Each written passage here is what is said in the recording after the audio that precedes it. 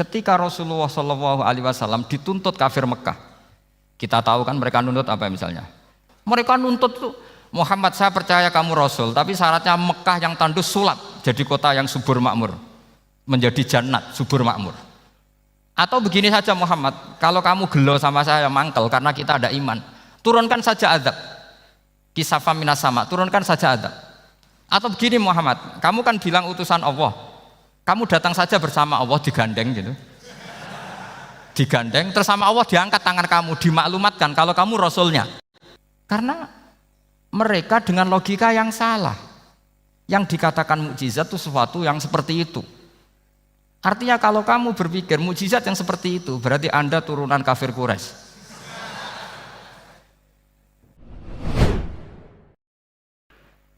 Kulo diminta panitia untuk bikin judul. Terus judul kulo adalah keistimewaan mukjizat Al-Quran. Kersane akurat nih kalau betul kerpean, jadi otoritatif. Karena kalau dalam pendapat ulama, kalau seorang mubalek atau seorang ulama atau siapa saja kok ngomong tanpa teks itu dia tersangka sebagai musyarrek. Musyarrek itu menandingi syariatnya Rasulullah SAW. Dengan pikiran-pikirannya, dengan jargon-jargonnya. Jadi itu masalah besar kalau dalam tradisi ulama, karena pikirannya tidak musalsal, tidak ada silsilahnya ila Rasulillah SAW. Makanya saya meskipun banyak orang percaya ngaji di mana-mana itu bawa kitab. Satu ya tadi niat ngerpek tadi supaya saya dulu masih ingat zaman di sarang itu kalau tes itu banyak yang bawa kitab. Ketika ditanya ini namanya ngerpek. Enggak Pak, mutolaah itu tanpa batas. Jadi mutolaah itu kapan saja. Yang agak kriminal itu kasus ujian nasional. Itu ada seorang guru SD. Ini kisah nyata, ingin membocorkan ujian apa? Nasional. Itu kan jelas kriminal itu. Si guru SD tadi berdalih gini, wong ujiannya mungkar nakir saja dibocorkan, apalagi ini ujian negara. Karena semua kiai itu kan mengajari kita marrobuka waman nabi, itu kan mengecewakan mungkar nakir, artinya kan membocorkan ujian. Singkat cerita kiai tadi itu, guru tadi, kalau nggak percaya tanya Gus Bah. Akhirnya rombongan guru SD tanya ke saya, apa betul Gus ujian boleh dibocorkan? Analoginya kiai-kiai bocorkan ujiannya siapa? Mungkar nakir. Karena saya ya NKRI harga mati, saya bilang tertawa-tawa. Kalau saya jawab gak kriminal dimarahin polisi. Kalau saya jawab kriminal, analoginya dengan mungkar nakir memang yang membocorkan itu apa? Gak usah diteruskan, kalau saya bilang boleh nanti jadi kriminal. Dan agama ini adalah analogi. Analogi itu kias. Sehingga saya di sini insya Allah serius sekali membawa makalah mukjizatnya Quran. Kenapa demikian? Memang saya merasakan dan semua yang hadir di sini pasti merasakan bahwa mukjizatnya Quran itu luar biasa, sehingga kita satu-satunya umat yang enggak ditunggui Rasul, tapi kualitas iman kita insya Allah menyamai periode-periode sahabatnya Rasulullah SAW. Tapi syaratnya tadi ya, dengan pikiran yang sama, dengan teks yang sama, dengan rasa yang sama, dengan kejiwaan yang sama. Caranya gimana supaya sama? Kita harus terus membaca teks. Teks itu mengingatkan kita. Misalnya begini, yang dikatakan mukjizat itu kan sesuatu dahsyat yang dalam nalar manusia itu nggak mungkin terjadi. Misalnya ontanya Nabi Soleh keluar dari batu besar, itu kan satu peristiwa yang akal manusia tidak sampai. Begitu juga tongkatnya Nabi Musa membelah Laut Merah, yang akal manusia itu tidak sampai. Tapi pikiran itu menurut mazhab kita yang waras ini, saya ulang lagi, kita yang waras itu pikiran kriminal, itu salah. Saya ulang lagi ya, kita semua kan umatnya Rasulullah SAW. Semoga benar-benar umatnya Nabi, bukan Islam yang kumat. Karena orang Islam itu pilihannya hanya dua, kalau nggak bersatu semat Islam ya Islam yang kumat. Kumat itu agak gitu, kumat dalam bahasa Jawa. Begini, saya ulang lagi ya. Yang dikatakan mukjizat itu amrun khariqun lil adat. Sesuatu yang luar biasa, kemudian dalam tanda kutip yang manusia itu tidak mampu. Sehingga itu dikatakan mukjizat seperti tongkatnya Nabi Musa dan untanya Nabi Nuh yang keluar dari batu apa? Besar. Kalau kalian ingin jadi wali, pikiran seperti itu udah akan jadi wali. Gagal itu di KPU gagal. Jadi nggak usah sampai MK, di KPU sudah gagal. Kenapa demikian? Pertanyaannya begini. Memangnya sesuatu yang wajar kita lihat keseharian itu dalam kemampuan manusia? Saya ulang lagi. Memangnya sesuatu yang biasa saja, yang normal saja itu dalam kemampuan manusia? Enggak juga kan? Manusia bisa enggak bikin unta? Yang wajar saja, yang lewat indukan. Bisa enggak? Enggak kan? Manusia bisa bikin laut enggak? Enggak kan?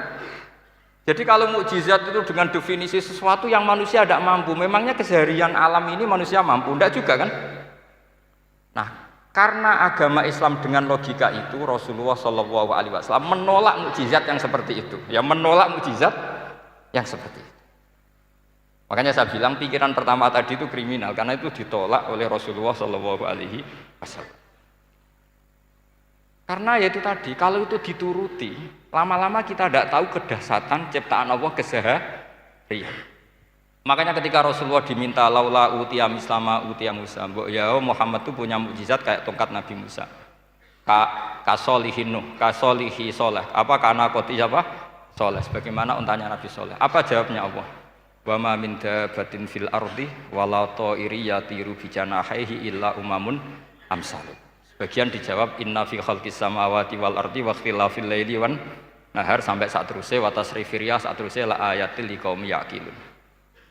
Karena logika yang terbangun begini, dan ini saya ulang lagi, ini syarat utama jadi wali. Ini masih satu poin. Nanti ACC-nya nunggu ketua-ketuanya. Tapi kamu jangan bayangkan wali itu kayak Sunan Kudus tunda. Jadi kalau kamu jadi wali itu maknanya kullu mukminin waliyullah itu diikhyakan banyak. Setiap mukmin itu walinya. Tapi maknanya gini, waliyullahi wong sing bisa akeni Allah. Itu jadi enggak usah dimaknani kekasih Allah. Ya. Jadi karena dalam bahasa Arab itu waliyul yatim adalah orang yang kasihan sama anak yatim sehingga diurus segala keperluannya. Perempuan yang perawan punya bapak namanya apa? Wali. Artinya si bapak sayang sama putrinya disebut apa? Wali. Jadi nanti kalau kamu jadi wali dengan makna yang tadi kullu mukminin waliyullah. Setiap mukmin adalah orang yang dikasihani Allah dan insya Allah semua kita masuk, paham ya? Ya, enggak wali songo itu baru maknanya waliyullah sing sayang Allah. Kayaknya kita belum daftar yang ke situ nanti itu. Ada urutannya. Saya ulang lagi ya. Kalau kita mengakui kudrohnya Allah nunggu mukjizat, yaitu nunggu tongkatnya Nabi Musa membelah Laut Merah, nunggu ada unta keluar dari batu. Maka itu kecelakaan besar dalam tauhid, kecelakaan besar dalam kesaksian kudrotullah. Kenapa? Karena alam yang kita lihat keseharian juga tidak dalam kemampuan kita. Alam yang kita lihat keseharian juga tidak dalam kemampuan kita. Misalnya begini, kalau kamu melihat nyamuk, itu pertama Quran turun tentang nyamuk, itu orang munafik komentar, wah Tuhannya Muhammad kurangan stok, sampai contoh saja hanya seekor nyamuk. Tapi apa kata Allah? Inna Allaha la yastahi ayyadriba masalam ma ba'udatan fama fawqa. Nyamuk itu bukan sekedar kecilnya. Tidak usah kamu bikin nyamuk yang ada nyawanya, itu terlalu sulit. Sampean semua tak suruh bikin patungnya nyamuk. Gampang mana bikin patung nyamuk sama gajah? Gak usah dikasih nyawa. Terus cari tatahnya itu dari mana? Orang Jepara pun tidak akan bisa. Belum nanti bentuk alat kelaminnya. Belum nanti uratnya alat kelamin.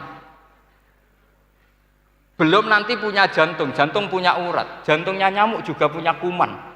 Kumannya juga punya organ tubuh, organ tubuhnya punya urat. Apa itu tidak lebih dahsyat ketimbang tontonan mukjizat yang diperagakan para nabi-nabi sebelum Rasulullah SAW? Maka sebetulnya ketika Quran saya katakan mukjizat ila yaumil qiyamah adalah pertunjukan Allah bikin nyamuk. Innallaha la yastahi ayyadriba mathalam ma ba'ud. Itu bagi orang alim percontohan nyamuk itu lebih dahsyat ketimbang percontohan mukjizat Nabi Musa membelah Laut Merah. Juga lebih dahsyat ketimbang pertunjukan Nabi Soleh ketika mengeluarkan unta dari apa? Batu. Dong, jelas nih ya. Maka umat Rasulullah terutama ulamanya harus ngomong seperti ini terus. Dengan cerita seperti ini maka Quran jauh lebih dahsyat. Makanya mukjizatnya Quran tanpa batas. Jelas ya? Makanya kita harus bertobat secara masif. Mengatakan kedahsyatan adalah nunggu sesuatu yang khariqun lil adat. Bahwa yang kita lihat keseharian adalah semua di luar kemampuan kita. Lah kita ini kan keliru, yaitu tadi, wah onta keluar dari apa? Batu. Laut Merah terbelah, ini dahsyat, manusia tidak akan mampu. Memangnya manusia pernah mampu bikin laut? Memangnya manusia pernah mampu bikin nyamuk? Memangnya manusia pernah mampu bikin telur ayam? Karena keseharian seakan-akan ini tidak ayatnya Allah Ta'ala. Itu kebodohan, makanya tidak mungkin jadi wali. Yang jenis seperti ini ya kan jadi wali. Sama tenang saja, nanti saya paling nggak sampai 1 jam karena saya tidak biasa ngaji umum. Saya mau itu karena menghormati bapak saya, karena buyut saya itu orang Damaran, namanya Mbah Hafsah. Hafsah binti Maksum bin Soleh bin Asnawi Sepuh. Jadi saya ini ya turunan asli orang Kudus. Jadi saya datang tidak dalam rangka hormat jenengan, hormat bapak saya sendiri sebetulnya. Jadi jenengan tidak punya hak adami sama saya, karena saya datang tuh hormat bapak saya. Tapi saya ingin melatih iman yang benar. Saya ulang lagi, saya ingin melatih iman yang benar karena ini penting. Sehingga Allah cara menjelaskan iman itu aja inna fi khalqis samawati wal ardi. Kamu lihat saja langit dan bumi. Seterusnya sampai waqtilafil laili wan nahar, sampai wal fulkil lati tajri fil bahri, terus sampai wa tasrifir riyah. Ini semua tontonan yang kita lihat semuanya di luar kemampuan kita. Itu tadi contoh paling gampang nyamuk, kayak apa? Apapun profesornya seseorang, apa bisa bikin nyamuk? Tidak usah yang bernyawa, patungnya saja. Coba nyamuk itu punya organ tubuh enggak? Punya. Organnya ada kumannya enggak? Ada. Alat kelaminnya ada bolongannya enggak kira-kira? Ada. Kayak apa sulitnya? Jadi andaikan saya ke umatnya Nabi Musa terus bengkai lah sama Nabi Musa, ini gue Nabi Musa keren punya tongkat. Saya akan bilang Rasulullah lebih keren karena punya Quran. Nah di sini makna kenapa mukjizatnya Quran dikatakan afdolul mukjizat, mukjizat paling keren, paling hebat. Karena menjadikan manusia punya nalar yang lebih objektif. Artinya lebih objektif, kenapa kita hanya kagum dengan sesuatu yang dahsyat? Dengan alasan kita tidak mampu. Memangnya dengan hal-hal yang keseharian kita mampu? Tidak juga kan? Jelas ya? Mohon bener nih ya? Mohon bener gimana ini? Mohon gini malam selai didandani bareng-bareng. Mohon bener ya? Sehingga iman di era Rasulullah SAW itu gak lagi butuh sesuatu yang khariqun lil. Kedua pertimbangannya Rasulullah Muhammad SAW, mukjizat yang khariqun lil adat itu resikonya lebih tinggi untuk tidak abadi. Nanti saya bacakan takbirnya. Misalnya tongkatnya Nabi Musa itu hanya disaksikan oleh orang yang di era itu pun yang kebetulan menyaksikan. Saya ulang lagi ya, resiko mukjizat mahsusah istilahnya, mukjizat yang bisa dilihat dengan indera, itu resikonya hanya dilihat orang yang di saat itu menyaksikan. Gimana? Ini prosedur. Agak gaul nih. Nggih peci, mboten. Terus gimana?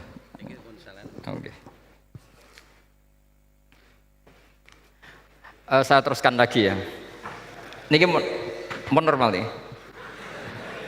Mboten kebanteran nih. Mboten kebanteran nih. Saya ulang lagi ya.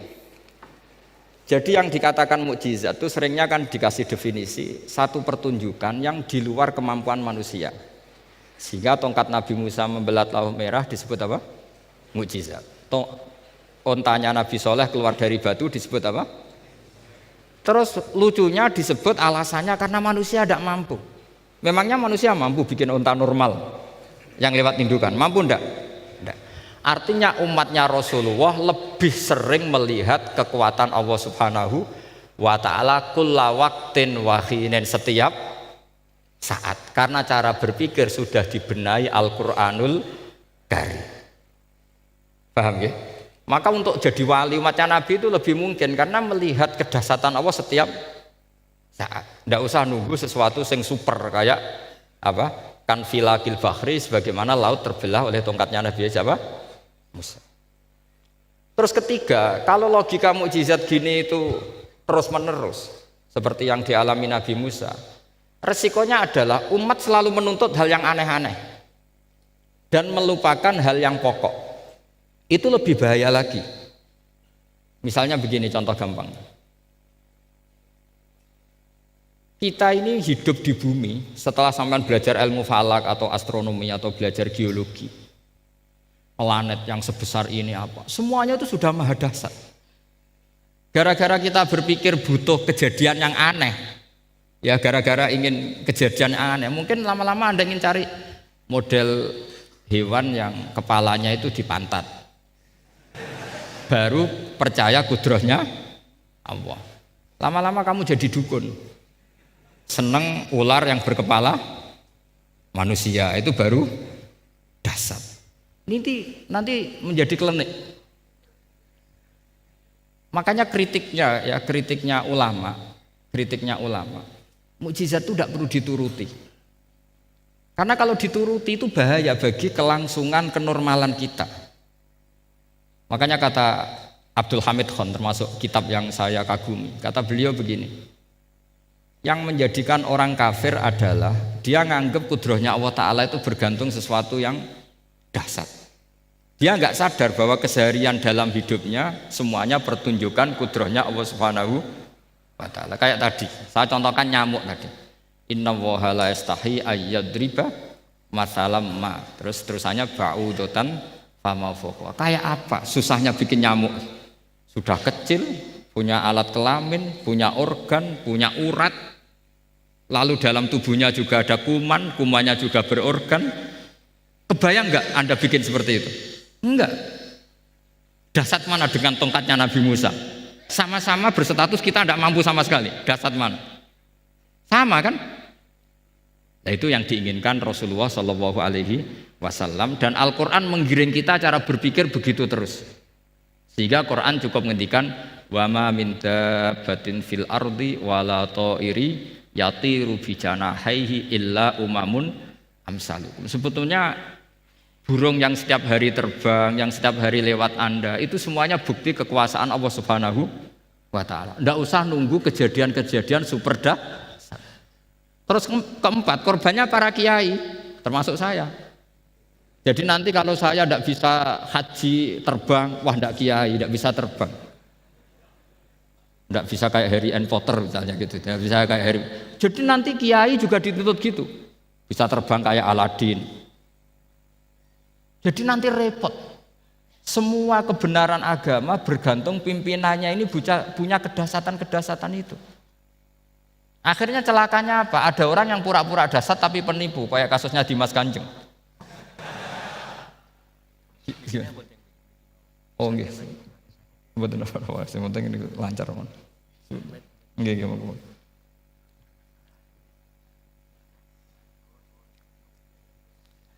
Jadi makanya nanti itu saya akan memberi penjelasan tentang apa? Mukjizatnya Al-Qur'an, kenapa disebut mukjizat paling apa? Dahsyat. Ini saya bacakan tag pokoknya ya supaya sampean tahu. Ini tabarruk sama Imam Bukhari ya. Redaksi yang diriwayatkan Imam Bukhari, qala Nabi sallallahu alaihi wasallam, ini ikut kitab Fadhailil Quran. Ma minal anbiya'i nabiyyun illa u'tiya minal ayat ma misluhu amana alaihil bashar. Wa inna ma kana alladzi utituhu wahyan awhahu wa ilayya fa arju an akuna aktsarahum tabi'an yaumal qiyamah. Jadi semua nabi punya mukjizat, yang lewat mukjizat itu orang dipaksa iman. Karena dahsyat tadi.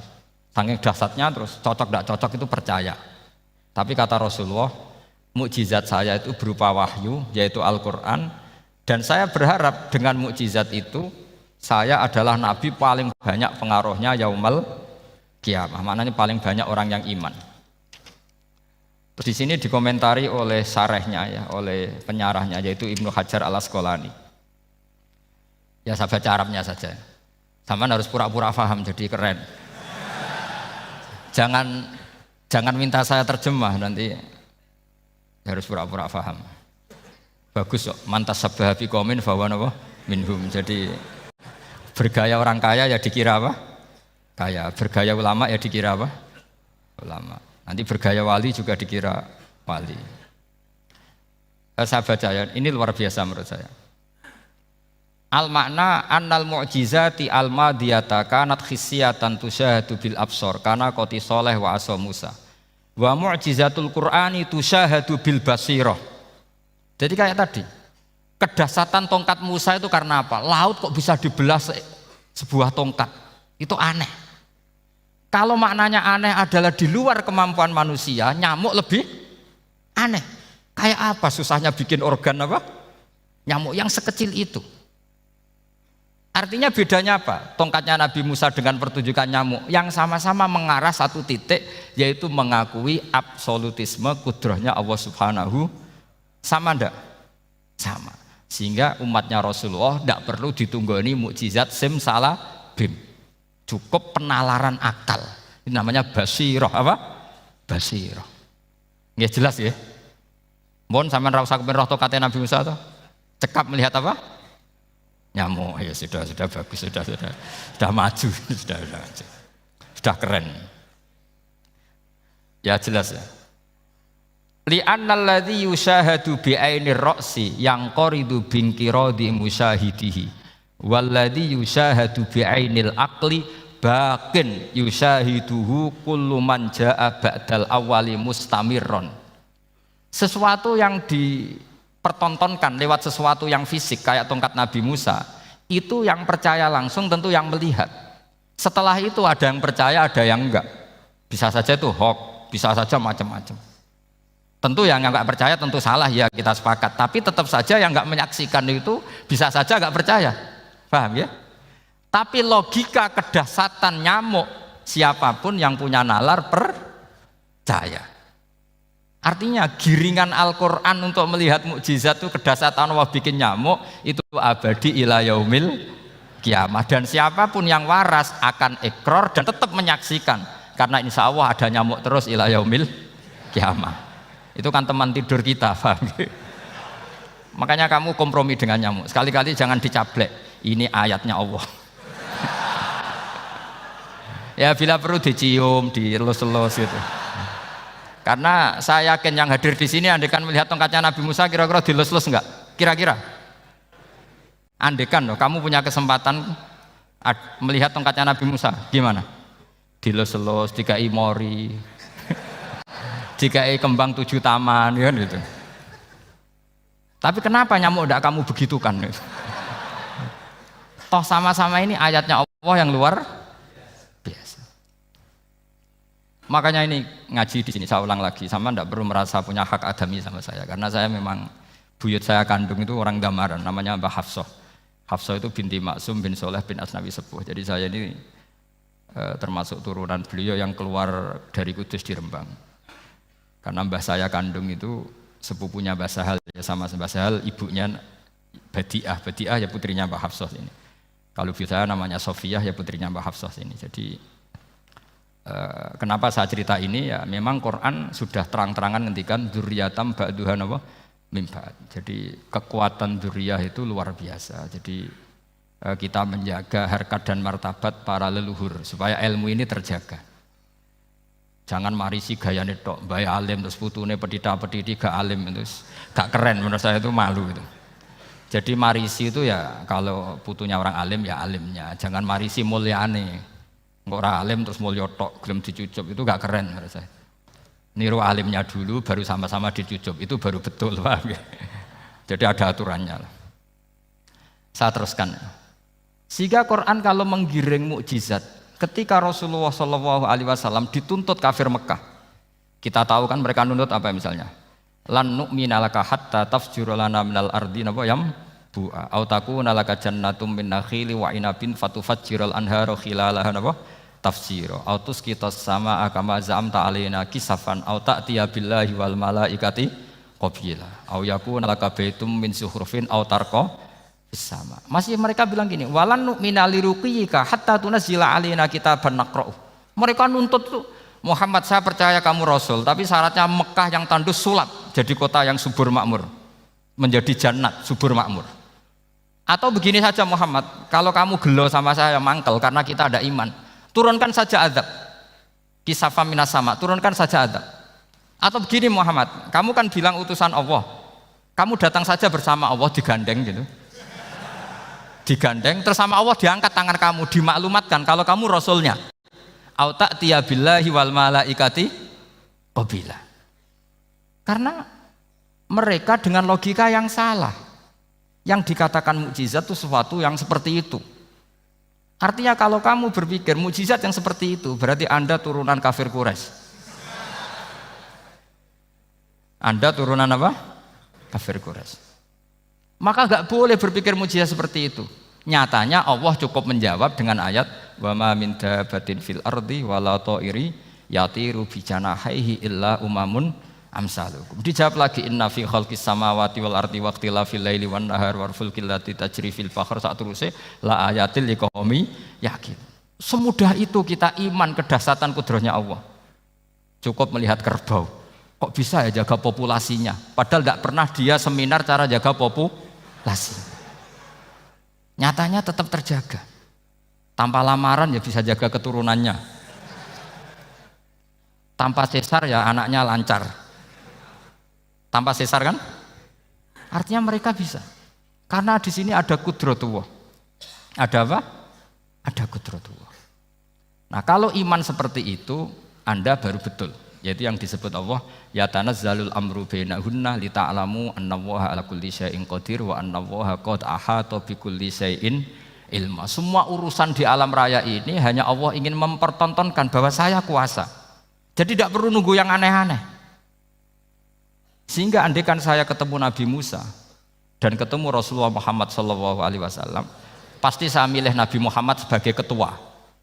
Karena Nabi Muhammad yang bikin sarana iman dengan sarana yang seluas-luasnya dan sarana ini tidak habis dan ada di mana saja, yaitu sarana ikrar bahwa Allah kudroh dan kudrohnya tanpa batas. Nabi bikin sarana apa saja, melihat langit, bumi, lautan, nyamuk, hewan, semuanya sarana untuk ikrar kudrohnya Allah Subhanahu wa ta'ala. Sementara Nabi Musa mempertontonkan hanya nunggu mukjizat sing khariqun lil adat. Paham ya? Makanya wajar kalau Nabi bergelar Afdolul Ambiya Sayyidul Awwalin wal Akhirin. Karena memang lebih efektif cara menggiring supaya orang iman. Sekarang sudah tahu kenapa Nabi jadi Sayyidul Awwalin wal Akhirin? Sudah. Mungkin kemarin-kemarin tahu tapi gak tahu logikanya. Pokok iman. Selewat ke musola ngaji iman. Itu iman yang kurang betul itu karena tanpa nadzor. Itu namanya taklid yang statusnya mukhtalaf alaih, masih disidangkan di MK, paham ya? Iman. Jadi iman taklid itu iman yang masih disidangkan oleh para ulama. Ada hakim yang bilang sah, ada hakim bilang tidak sah. Tanya anak-anak Qudsiyah. Imanul muqallid itu mukhtalaf alaih apa mujma' alaih? Mukhtalaf alaih. Kalau imanu ahli nazar mujma' alaih. Insyaallah barokahnya ngaji ini semuanya min ahli nazar, apa? Min ahlin, jangan amin sudah jadi ini sudah jadi ini. Kalau amin kan masih berdoa, bisa makbul bisa ndak boleh iman kok. Ayo iman kepada Allah dan Rasul, amin, ndak boleh. Sesuatu yang pasti ndak boleh diamini, itu kan jadi kacau nanti. Harus bilang apa? Sami'na wa ta'na. Nanti lama-lama kamu disuruh Allah, ayo sholat, amin. Ndak boleh, jadi amin itu ada itu. Ada aturannya. Tapi bukan berarti saya nyalahkan jenengan, enggak. Ya memang salah gitu. Jadi ya usah saya memang statusnya salah. Ya saya ulang lagi ya. Berarti Rasulullah adalah Rasul yang sukses membuat sarana orang kembali ke Allah, mengakui kudrohnya Allah dengan sarana apa saja. Melihat rumput, melihat hewan, dan hewan itu ya apa saja. Gabah itu apa saja. Hewan yang melata di bumi apa saja, semua bukti kudrohnya Allah. Bahkan Rasulullah sukses membiarkan umatnya enggak ditunggui beliau tetap iman. Mergo ditunggui konsep sing super ngene kok Al-Qur'anul Karim. Jelas ya? Tapi caranya memahami ya seperti yang saya terangkan ini. Ya saya baca lagi ya yang jadi annal mu'jizati pakai jama' mu'annas salim, annal mu'jizati al-madiyata, mukjizat-mukjizat yang sudah kelewat itu kanat khisiatan, bersifat fisik, tusyahadu bil absor, hanya bisa dilihat dengan mata kepala. Karena qoti soleh wa aso Musa, Wa mu'jizatul Qur'ani tusyahadu bil basirah. Sementara mukjizatnya Quran disaksikan dengan mata hati dan setiap orang punya mata hati. Fayakunu man yattabi'uhu li ajliha aksar. Li anna alladhi yusyahadu bi ainir ra'si yang qaridu binqiradi musyahidihi. Walladhi yusyahadu bi ainil aqli baqin yusyahiduhu kullu man jaa ba'dal awal mustamirron. Sesuatu yang dilihat dengan mata kepala, setelah para saksi ini meninggal, maka setelahnya mencari-cari, bisa percaya, bisa enggak. Tapi mukjizat yang disaksikan mata hati, siapapun percaya dan sampai ila yaumil kiamat. Dan tentu Quran lebih unggul dalam hal ini. Dan insya Allah kita semua adalah ahli Quran. Yaitu harus punya kesimpulan falam mata bayana lahu qala a'lamu annallaha ala kulli syai'in qadir. Sebagian ayat wa li ta'lamu annallaha ala kulli syai'in qadir wa annallaha qad ahata bi kulli syai'in ilma.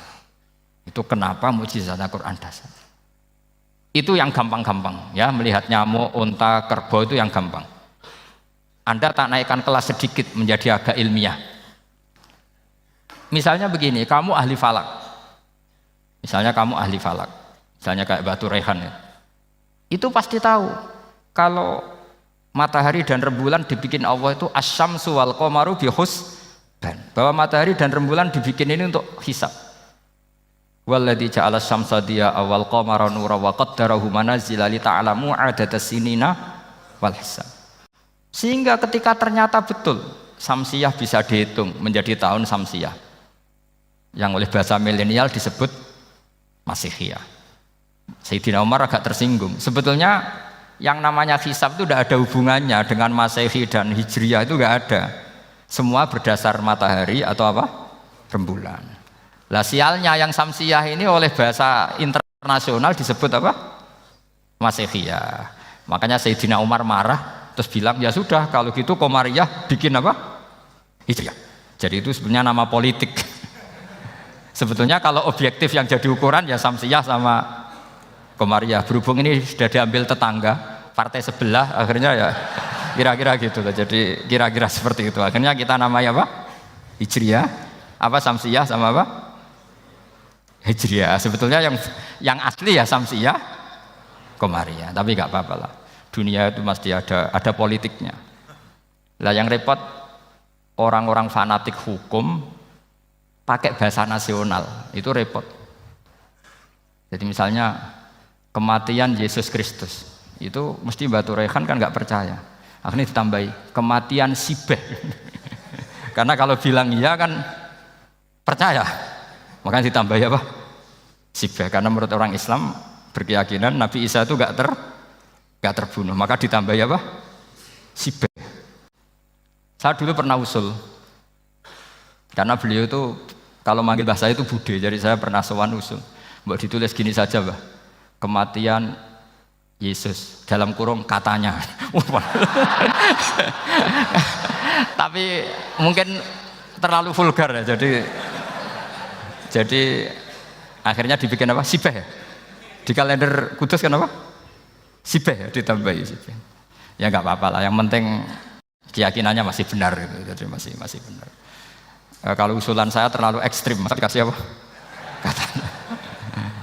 Ya karena memang begitu kan, kita berkeyakinan Nabi Isa itu gak terbunuh. Wa ma qataluhu wa ma sholabuhu walakin syubbihalahu. Jadi ini saya teruskan, ini paling masih seperempat jam ini. Kalau kelamaan sampai dolim itu ganggu kiai lama-lama gitu. Saya tadi sudah bilang sama panitia, orang Indonesia itu gak sopan. Kalau suka kiai itu didatangkan, itu agak masalah sebetulnya. Dalam etika itu masalah. Kalau seneng kiai ya sowan ngaji, jangan sowan di dalam, itu ganggu ya, sowan ngaji saja. Dulu Imam Malik itu anaknya raja itu, Imam Malik itu seangkatan dengan Harun Ar-Rasyid. Makanya jangan berharap kalau saya gampang diundang. Bukan karena saya sombong, memang etikanya seperti itu. Jadi Imam Malik diminta datang ke istana untuk ngajar anak-anaknya Ar-Rasyid. Masyhur Imam Malik tersinggung terus kata bilang al ilmu yu'ta la ya'ti. Ilmu itu disowani bukan sowan. Akhirnya Harun Ar-Rasyid minta anak-anaknya datang ngaji ke Imam Malik. Itu anak presiden. Imam Malik berani al ilmu yu'ta la ya'ti. Tapi kalian beruntung karena saya hormat sama mbah-mbah saya di sini. Wong makom buyut saya itu ya berarti apa ya? Selatannya makamnya Sayyid Ja'far Shadiq itu di situ kan ada makamnya Mbah Soleh, Mbah Maksum itu mbah saya. Nah, makanya dulu saya ngaji di sini lama di Damaran itu, maksudnya lama itu ya mungkin setahun. Karena saya memang mulai kecil di Sarang sampai sekarang saya masih ngajar di Sarang. Tapi dulu cukup ya karena saya kesini sudah hafal Quran jadi hanya setor setiap hari satu juz jadi cepat lah. Saya tidak punya masalah ingatan, alhamdulillah. Jadi cepat hafal. Saya terangkan lagi ya. Ini penting ya masalah mukjizatnya Quran. Selama ini orang tuh mau bilang tok, mukjizatnya Quran itu dahsyat, tapi nggak bisa menerangkan. Itu masalah. Makanya kita harus bisa menerangkan mukjizatnya Quran dahsyat itu apanya. Yaitu tadi, tongkatnya Nabi Musa hanya disaksikan oleh orang yang di era itu. Toh tujuannya mukjizat adalah diakui kemudian orang menjadi iman. Lalu Rasulullah SAW beliau sudah intaqala ila rafiqil a'la. Tapi konsepnya Quran menjadikan orang yang enggak ditunggui beliau tetap iman ila yaumil kiamah. Itu yang maksud fa'arju an akuna aktsarahum tabi'an yaumal kiamah. Mukjizat saya itu cukup Quran kata Nabi dan dengan mukjizat itu orang akan iman ila yaumil kiamat. Caranya seperti ini. Karena tadi sedahsyat-dahsyatnya mukjizat tujuan utama orang terdikte supaya ikrar ngakui kudrohnya Allah. Lah ngono kok ngenteni tongkat sakti lah opo? Cukup deloknya mau. Paham nggih? Jelas ya? Alhamdulillah mau naik kelas ini sudah benar ini sudah benar. Terus kedua begini, kedahsyatan Quran lagi. Quran itu bisa merunut mentartibkan logika, bahkan logika ini logika yang universal. Siapa saja merasakan logika itu. Misalnya begini, dulu orang kafir itu punya Tuhan banyak, tentu yang dipertuhankan yang mana? Yang dipertuhankan itu banyak, karena pikiran mereka urusan banyak, problem banyak, ya Tuhannya harus banyak. Ada BPKB 3D kan, istri cerewet macam-macam lah, itu kan problemnya banyak, maka Tuhannya harus banyak. Karena Tuhan itu maknanya penyelesai masalah. Sehingga kalau masalahnya banyak, Tuhan harus banyak. Ketika Rasulullah membawa konsep satu Tuhan, mereka janggal. Makanya mereka bilang, aja'alal alihata ilaha wahida inna hadza lasyai'un ujab. Masa Tuhan satu? Ini aneh, nggak bisa. Tuhan harus banyak karena masalah kita banyak. Itu terpatri di otak mereka terpatri. Lalu Nabi dengan santai diajari Allah menerangkan, andaikan kalian punya majikan banyak dan perintahnya beda-beda, kamu suka enggak? Ya enggak suka, Mat, enggak enak. Punya majikan banyak itu udah enak. Milih mana majikan banyak sama satu? Satu aja, Mat. Tuhan kamu adalah majikan kamu. Kalau banyak kamu bingung. Ya, Mat, satu aja, Mat. Itu segampang itu. Jadi menggiring, Tuhan itu kan bos kita, tuan kita. Kalau banyak berarti yang memerintah kita banyak dan bisa konflik bos-bos kita ini karena berebut anak buah tadi. Akhirnya mereka, kalau kamu punya majikan banyak dan perintahnya beda-beda, semuanya minta dilayani, kamu pusing enggak? Ya pusing, Mat.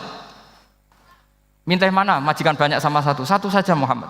Ya Tuhan kamu adalah atasan kamu, maka harus satu. Mereka paham. Oke, Mat, Tuhan satu. Itu yang dimaksud dorobawaw matalar rojulan fihi syuraka umutasyakisuna wa rojulan salamal lirojul hal yastawiyani masalah langsung alhamdulillah. Karena mereka yang paling bodoh pun paham dengan logika itu, paham. Kalau Tuhan banyak, perintahnya banyak, kita repot. Maka Allah bikin satu masalan, yaitu rojulan fihi syuraka umutasyakisuna wa rojulan salamal lirojul. Satu lelaki, satu bos, satu perintah. Kayak apa mudahnya Allah. Kemudian mereka tetap menuhankan Lata, Hubal, dan Uzza karena mereka dipertuhankan. Sebenarnya nggak pernah Tuhan tapi dipertuhankan. Allah memberi contoh itu sederhana sekali. Wa daraba Allahu mathalan rajulaini ahaduhuma abkam la yaqdiru ala syai'in wa huwa kallun ala maulah aina ma yuwajjihu la ya'ti bi khair hal yastawi huwa may ya'muru bil adl. Kata Rasulullah, Lata itu menurut kamu apa? Ya Tuhan kami. Muhammad, Hubal ya Tuhan kami, Uzzal ya Tuhan kami. Lalu kalau mereka kotor ya saya mandikan, kalau hidungnya coplok ya saya tata. Terus kata Rasulullah begini, kamu mau enggak punya budak atau pembantu yang buta, tuli, bisu? Kamu mau enggak punya pembantu loh ya, pembantu itu budak zaman dulu. Kamu mau enggak punya pembantu yang buta, yang tuli, yang bisu? Wah gak doyan mat, nggak apa pembantu ngono. Yang pembantu saja kamu enggak mau yang gitu kok malah punya bos begitu. Orang yang tuli, yang bisu, yang kopok, jadi pembantu saja enggak layak kok malah jadi pangeran. Paham ya? Arca dan berhala itu kan nggak bisa apa-apa. Kamu mau gaji ngasih THR pembantu yang kopok, bisu, picek, mau? Wong jadi pembantu saja nggak sah kok mau jadi apa? Tuhan atau jadi majikan? Jadi Allah bikin contoh gampang sekali. Wa daraba Allahu mathalan rajulaini ahaduma abkam la yaqdiru ala syai'in, nggak bisa apa saja. Wa huwa kallun ala maulah, anane ngrepoti tok. Ainama yuwajjihu la ya'ti bi khair. Mudah sekali. Akhirnya mereka berbondong-bondong iman karena logikanya ditata oleh logika Al-Qur'an.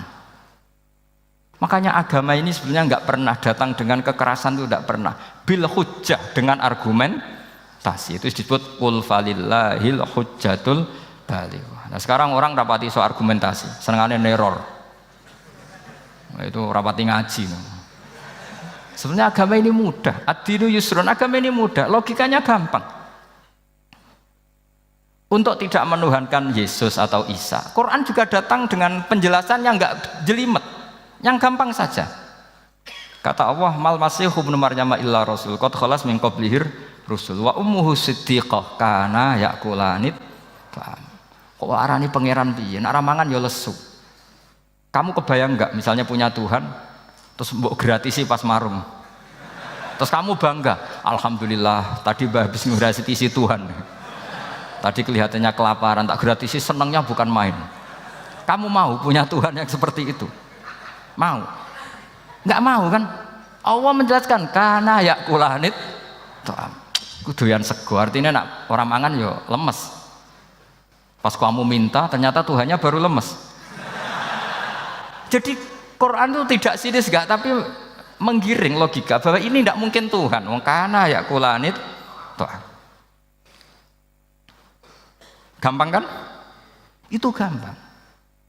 Gampang sekali, logika Quran itu gampang sekali.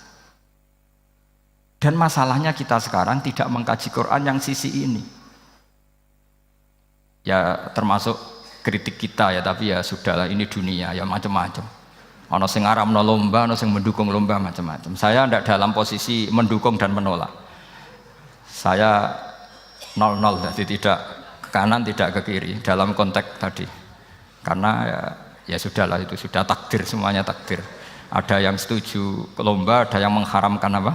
Lomba. Tapi sebetulnya kalau kita berpikir Quran diturunkan ya untuk yang saya terangkan ini, menjaga logika agama al-hujjah al-balighah ila yaumil kiamah. Karena kita tidak perlu tongkat lagi Nabi Musa, nggak perlu ontanya Nabi Soleh, cukup dikawal aturan-aturan iman yang cukup mudah dan kita temukan di mana saja ayat-ayat itu, yaitu wa ma min dabatin fil ardi wala ta'iri yatiru bi janahihi illa umamun amsalukum, atau inna fi khalqis samawati wal ardi dan seterusnya. Nah, cara berpikir gimana Gus? Gampang tadi. Kalau tongkat Nabi Musa membelah laut adalah hal yang kita tidak mampu, memangnya kita mampu bikin langit bumi? Tidak mampu kan? Berarti ini sudah cukup menjadi ayat kekuasaannya Allah. Jelas kan? Maka mukjizat Quran ini mengawal umatnya Rasulullah SAW ila yaumil kiamat dengan logika seperti itu. Saya ulang lagi, dengan logika seperti itu. Maka ulama nggak boleh berhenti seperti saya ngomong terus seperti ini. Makanya ngendikane Allah, lam yakunil ladzina kafaru min ahlil kitabi wal musyrikina munfakkina hatta ta'tiyahumul bayyinah. Bayyinah itu apa? Rasulun minallah yatlu suhufam mutahharah. Orang kafir semuanya kata Allah, baik berkategori kafir musyrik maupun kafir ahli kitab, itu tidak akan tercerabut dari akar kesalahan mereka, dari cara berpikir mereka, hatta ta'tiyahumul bayyinah, sehingga datang satu kejelasan yang jelas welo-welo. Itu apa? Rasulun minallah yatlu suhufam mutahharah, yaitu rasulnya Allah yang membaca sahifah-sahifah suci, maknanya Al-Qur'an. Untuk menafikan ketuhanan berhala, ketuhanan Yesus kita cukup dengan konsep Quran. Kayak tadi kana yakulanit, termasuk untuk menafikan Tuhan balita, paham ya? Tuhan apa? Fir'aun. Ini contoh terakhir, sampean siap-siap saja selesai. Karena saya memang mau selesai ini, bukan guyon, memang mau selesai. Karena menurut saya mukjizatnya Quran itu jelas. Jadi diterangkan seperempat jam ya jelas, 10 menit ya jelas. Kalau kamu butuh lama, berarti kamu menyaksikan kejelasan Al-Quran. Dan itu kriminal besar itu. Kalau nggak boleh dibahasakan murtad besar, ya kriminal apa besar. Nggak guyon, betul itu. Saya tadi mau nyontohkan apa tadi? Tuhan balita ya. Fir'aun itu berdebat sama Nabi Musa. Singkat debat begini, kalau nggak salah di J19, kalau nggak salah di surat Syu'ara, dicari sendirilah. Pertama ditanya gini, Musa kamu kesini ada apa? Ya bawa konsep Tuhan, yang jelas itu tidak kamu ya. Lalu Tuhan kamu siapa? Rabbus samawati wal ardi, yang menuhani langit dan bumi. Si Fir'aun masih berkelit. Begini, soal yang di bumi, saya jalan-jalan kemana-mana, setahu saya yang jadi Tuhan saya. Ma'alim tulakum min ilahin apa? Ghairi, di mana-mana yang dituhankan saya. Soal kemungkinan di langit begini, tunggu saya. Terus di Haman dipanggil, ya Haman ibni li sarhal ali abluhul asbab as-samawati fa'attali'a ila ilahi Musa. Haman, bikinkan saya piramida yang tinggi. Saya mau lihat Tuhannya Musa, apa betul ada? Padahal andaikan terjadi piramida kan Tuhan pun nggak bisa dilihat. Wong sampean yang wali saja tidak bisa melihat. Wali tadi yang sing disakeni Allah tadi itu aja nggak bisa melihat. Apalagi Fir'aun. Akhirnya Nabi Musa sadar bahwa logika itu tidak masuk ke Fir'aun, nggak masuk. Padahal ada pengawalnya banyak. Dan karena semua Nabi fatona itu ibarat mobil ganti gigi, ganti argumentasi. Gini saja, yang menuhani leluhur kamu, mbah-mbah kamu, itu sontak kaget Fir'aun. Pengawalnya ya kaget. Oh iya, kalau Fir'aun ini Tuhan, mbah-mbahnya tanpa Tuhan. Kan Tuhannya datang terlambat. Berarti mbah-mbahnya dulu itu tanpa Tuhan, karena ini ada Tuhan balita itu ada itu. Akhirnya hampir separuh, mungkin hampir semua pengawalnya Fir'aun itu iman semua. Meskipun yaktumu imanahu, ini yang diceritakan Quran, wa qala rajulun mu'minun min ali fir'auna yaktumu iman. Karena runtuh, semua logika Fir'aun sebagai Tuhan itu runtuh. Hanya dengan logika, kalau kamu Tuhan, lalu mbah kamu Tuhannya siapa? Fir'aun mangkel. Wah bahaya logika Musa, tangkap Musa, udah gak debat lagi. Kayak apa mudahnya logika Quran untuk menafikan ketidaktuhanan Fir'aun. Yaitu mengatakan Rabbukum wa Rabbu abaikumul awali. Karena dikatakan Tuhan langit, Fir'aun masih berkelit. Nanti dulu, saya mau bikin piramida, mau saya lihat ada enggak Tuhan kamu. Nabi Musa langsung ganti gigi, yang nuhani mbah-mbah kamu.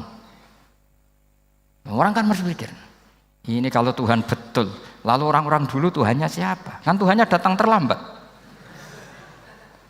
Nah itu lagi-lagi, dan kita baca Quran itu ila yaumil kiamah. Makanya tidak ada umatnya Rasulullah SAW kemudian imannya itu ada syak, nggak ada sama sekali. Karena dzalikal kitabu la raiba fihi mir rabbil alamin. Nggih, mun cekap nggih. Mumpun gampang nih. Masalah sampean kalau masalah. Jadi karena kebenaran Quran itu adhar wa adhar, sangat jelas. Sehingga nggak perlu butuh orasinya saya. Sebenarnya nggak perlu. Saya yakin, sampean sebelum saya terangkan ya sudah iman, sudah betul. Ini kan akal-akalan saja saya dimanfaatkan. Karena ya menurut saya itu ya sudah adharu min samsi dhahira kalau dalam bahasa Arab. Kebenaran sejati itu lebih jelas ketimbang matahari di siang hari. Karena ya tadi logika. Ya saya tambah satu contoh lagi, semoga ini selesai betul. Kemudian Quran misalnya gini, sampean tak bedai. Kamu bisa melihat itu karena apa? Ini misalnya apa? Kertas yang saya bawa ini kan kuning. Kamu bisa melihat itu karena apa? Mata kan? Nah itu masalah. Karena melihat kamu dengan mata, sekali ini tak tutupi, kamu tidak tahu. Atau kamu jauh menjadi tidak tahu. Karena mata bisa terhalangi oleh jauh atau tertutupi. Beda dengan Allah. Allah itu kalau merumuskan tahu itu bukan karena melihat, karena menciptakan. Makanya Allah bilang, ala ya'lamu man khalaqa. Apakah tidak tahu orang yang membuat? Misalnya ini, kertas ini kuning. Sama saya tak tutup begini. Kemudian kitab ini tak tinggal, saya datang ke Jakarta. Saya tetap tahu enggak kalau dalam ini ada kertas kuning? Tahu, karena saya yang menciptakan. Paham ya? Kamu bangun satu bangunan, di dalamnya ada besi ukuran sekian. Di situ kamu menyimpan emas setengah kilo. Setelah kamu pergi kemana-mana masih tahu enggak? Tahu, karena kamu yang menciptakan. Sehingga ketika kita janggal, masa Allah pirsa semua alam ini? Logikanya gampang, masa yang bikin tidak tahu? Makanya Allah bilang, ala ya'lamu man khalaqa. Paham ya? Jadi gampang sekali, mukjizatnya Quran tuh gampang sekali. Nak raro kebangetan gitu. Ampun nggih, Al-Fatihah. A'udzubillahi minasyaitonir Bismillahirrahmanirrahim. Alhamdulillahirabbil alamin arrahmanir rahim. Iyyaka na'budu wa iyyaka nasta'in. Ihdinas siratal mustaqim. Shiratal ladzina an'amta 'alaihim ghairil maghdubi 'alaihim waladdallin.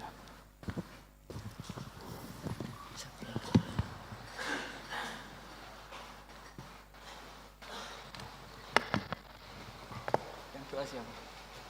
Enggak usah doa.